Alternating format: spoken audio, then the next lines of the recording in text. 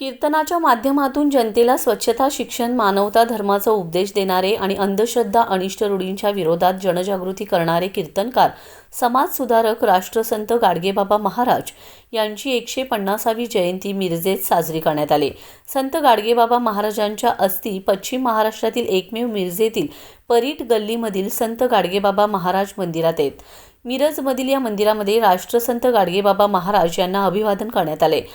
या मंदिरामध्ये नियमितपणे भजन, कीर्तन आणि धार्मिक कार्यक्रमांचं आयोजन केलं जातं। शिवसेनेचे महापालिका क्षेत्र प्रमुख प्राध्यापक मोहन वनखंडे, उपायुक्त स्मृती पाटील, नगरसेवक सागर वनखंडे, विनायक यादव, धनंजय कदम, महेश निकम, किशोर रसाळ, यशवंत यादव, अशोक शिंदे, अनिल नेमाडे, बजरंग नेमाडे, पवार सर, सौ सुषमा सूर्यकांत निकम, सौ प्रतिमा यशवंत यादव, सौ उषा दत्तात्रय यादव, शारदा संजय जगते यांच्यासहित परीट समाज बांधव मोठ्या संख्येने उपस्थित होते।